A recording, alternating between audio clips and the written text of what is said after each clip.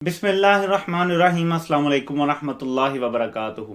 नाज़रीन, चंगेज़ खान के दौर में दो मुस्लिम रियासतें ऐसी थीं जो ताकतवर थीं, जिनके पास 3.5 लाख की फ़ौज थी और उस ज़माने में ये अच्छी फ़ौज गर्दानी जाती थी। अगर ये दो मुस्लिम रियासतें इत्तेहाद कर लेती तो ये सारी मुस्लिम दुनिया की तबाही जो चंगेज़ खान के हाथों हुई वो ना होती।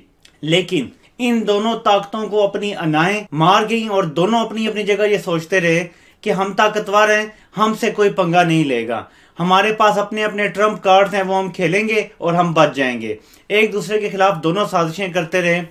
नाज़रीन, मैं जिन रियासतों की बात कर रहा हूँ उसमें एक का नाम था ख्वारिज़्म और एक का नाम था सल्तनत बगदाद। सल्तनत बगदाद में पिछले 500-600 साल से अब्बासी खुलफा का राज था और ख्वारिज़्म की जो सल्तनत थी वो आज के मौजूदा तुर्की, ये अफगानिस्तान, ताजिकिस्तान, उज़्बेकिस्तान, ये जो सारी रियासतें हैं ये उसमें शामिल थीं। काफ़ी बड़ी रियासत थी और अपने आप को ताकतवर समझना किसी हद तक ठीक था, लेकिन इत्तेहाद नहीं हो सका सल्तनत बगदाद और ख्वारिज़्म में, जिसकी वजह से चंगेज़ खान ने पहले ख्वारिज़्म को तबाह किया और कुछ अरसा तो मिल गया सल्तनत बगदाद को, लेकिन करते करते वो वक्त भी आया जब चंगेज़ खान का पोता हलाकू खान आता है, बगदाद को रौंद डालता है। वहां पे दरियाए दजला जो है वो खून का दरिया बन जाता है और सल्तनत अब्बासिया के आखिरी बादशाह को कारपेट में लपेट के हाथी के पांव के नीचे रख दिया जाता है।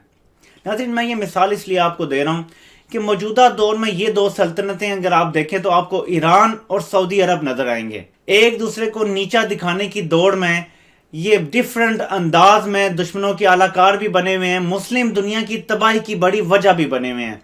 सिर्फ इन दो ममालिक की वजह से बैनुल अक़वामी तौर पे मुसलमानों का इत्तेहाद नहीं हो पा रहा और ना ही मुस्तकबिल करीब में होता हुआ नजर आ रहा है। ये आकबत नान देश दोनों सोचते हैं कि इनके पास अपने अपने ट्रम्प कार्ड्स हैं, जिनमें से ईरान ये सोचता है कि वो किसी भी टाइम इसराइल, क्योंकि बहुत छोटा सा है, तो मैं इसराइल पे कुछ मिसाइल फेंकने के धमकी दे दूंगा और वो डर जाएंगे और मुझ पे कोई हमला नहीं करेगा। सऊदी अरब के पास ट्रम्प कार्ड ये है कि वो कहता है कि वो क्योंकि दुनिया का तेल का सबसे बड़ा एक्सपोर्टर है, तो वो ये सोचता है कि वो जिस दिन तेल बंद कर देगा दुनिया की मैशत को वो जाम कर सकता है, तेल की सप्लाई रोक कर, क्योंकि तेल की कीमतें एकदम जो है 100, 200, 300 डॉलर तक भी ऊपर चली जाएंगी, जो कि वाकई वक्ती तौर पे हो भी सकता है। लेकिन जो ये आकबत नान देश नहीं समझ पा रहे वो ये है कि इसराइल में दुनिया का जदीद तरीन डिफेंस शील्ड सिस्टम इंस्टॉल किया हुआ है, अमेरिका का भी दिया हुआ और इसराइल का अपना बनाया हुआ भी।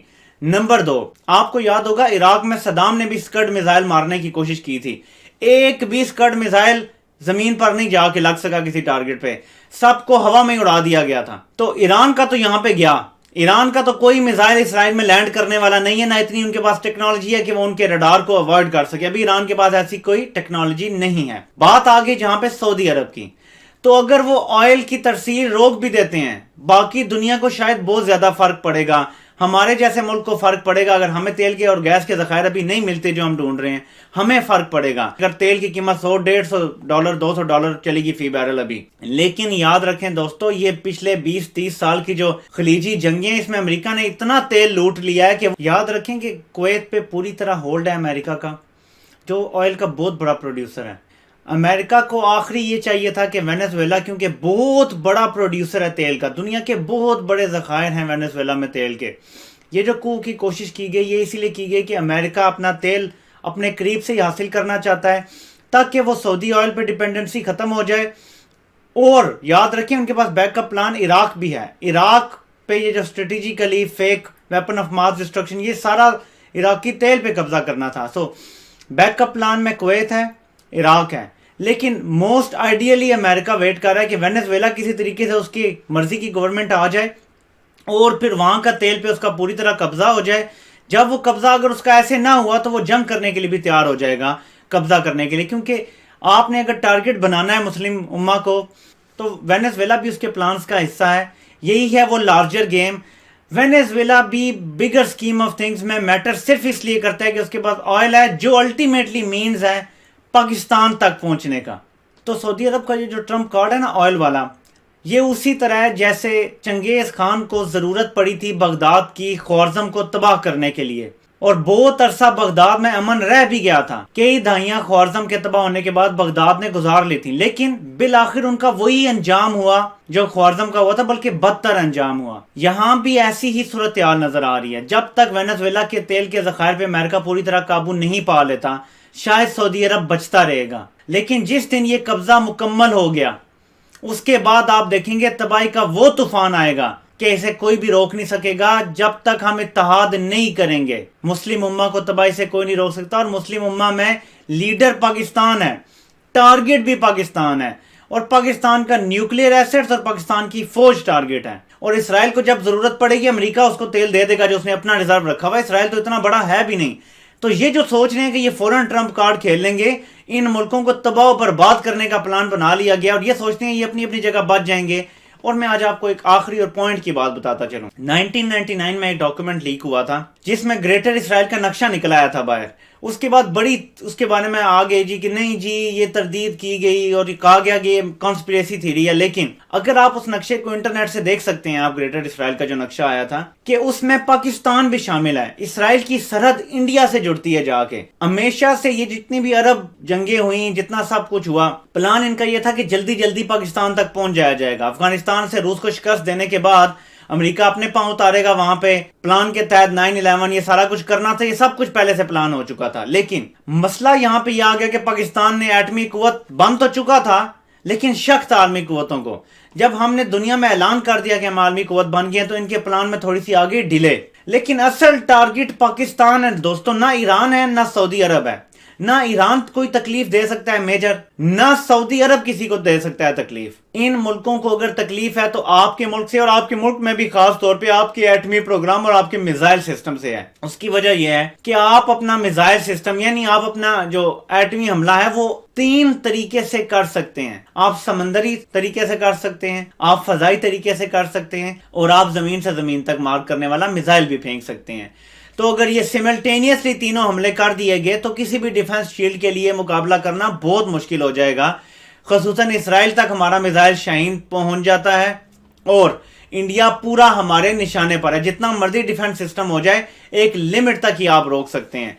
तो दोस्तों ये मसाइल हैं जो आर्मी कुव्वतों को हैं, और फिर अमेरिका को भी पता है कि जहां पे उनके बेड़े खड़े हुए अरब में, खलीज फारस में खड़े हुए, वहां तक भी हमारा मिसाइल सिस्टम जो है वो टारगेट कर सकता है। और हम तो इसलिए समंदरी हदूद में भी करीब आना अमेरिका का पाकिस्तान के बड़ा मुश्किल काम है, क्योंकि हमारी सब मरीन्स ऑलरेडी वहां पे लोडेड पड़ी हुई हैं, हर किस्म के मिसाइल डिफेंस सिस्टम से, हर किस्म के मिसाइल सिस्टम से, हर किस्म के न्यूक्लियर आर्सेनल के साथ। तो अब प्लान ये किया गया है कि दुनिया में इन दो मुल्कों को, यानी सऊदी अरब और ईरान को लड़वा के, इनकी लड़ाई से फायदा उठा के तेल की कीमतों को ऊपर चढ़वाया जाएगा। तेल की कीमतें जब $150-200 पे चली जाएंगी, तो क्योंकि पाकिस्तान की इकॉनमी ऑलरेडी इतनी स्क्वीज हो चुकी है, पाकिस्तान को घुटने टेकने पे मजबूर कर दिया जाएगा।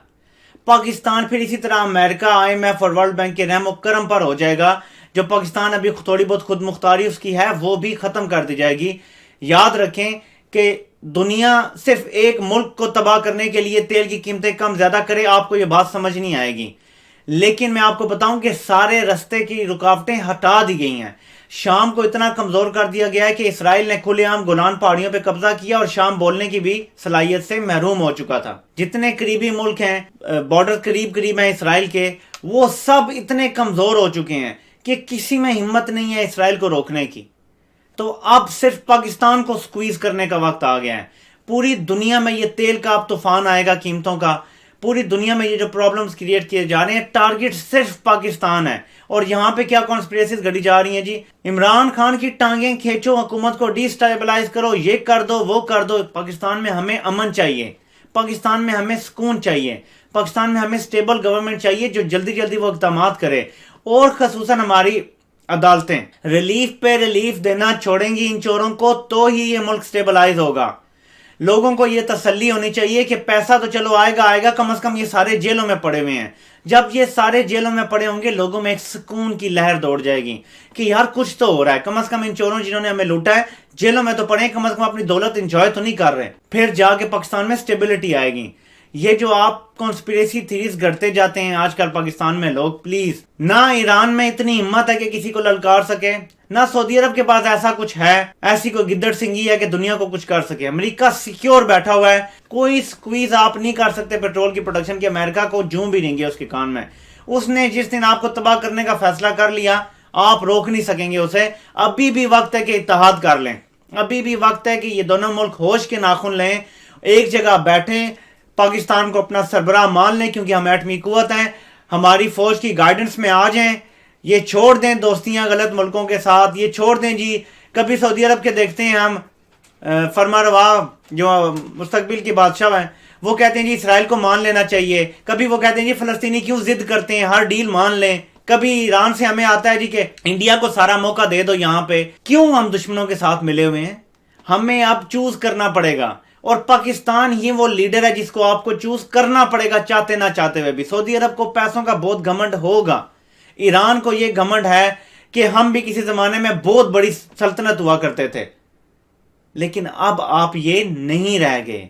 अब हर बंदे को अपनी लिमिट में चलना है। वो ख्याली दुनिया से बाहर निकलें और दुनिया की रियलिटीज को देखें। खुदा के लिए ये दोबारा से तारीख मत दोहराएं जब मुसलमानों की गर्दनें काट के मीनार तामीर किए जाएंगे। ये वहशी दरिंदे आपके मुल्कों को रौंदने के लिए तैयार हैं, सिर्फ पाकिस्तान तक पहुंचने के लिए। और आप लोग सोचते हैं कि आप बिगर स्कीम ऑफ थिंग्स में मैटर करते हैं। बिलीव इट और not, Iran and Saudi Arab do not matter in the bigger scheme of things. सिर्फ पाकिस्तान है वो कांटा जिसे निकालना है। इसके बारे में अवेयरनेस फैलाएं। किसी को ये मसला नहीं होना चाहिए कि मेरे मसलक का मुल्क या मेरे मसलक का मुल्क, दोनों बराबर के जिम्मेदार हैं मुसलमानों की तबाही के। ये अरब स्प्रिंग सऊदी अरब की मर्जी के बगैर नहीं आ सकती थी। ये सारी तबाहियां, ये लड़ाइयां जो हो रही हैं, ये ईरान और सऊदी अरब की मर्जी के बगैर और इनकी लड़ाइयों के बगैर नहीं हो सकती थी। अमेरिका बाहर से आके कोशिश कर सकता है, करने वाले यही दो मुल्क हैं। होश के नाखून लेने चाहिए इन सबको। आप सबके सुनने का बहुत बहुत शुक्रिया।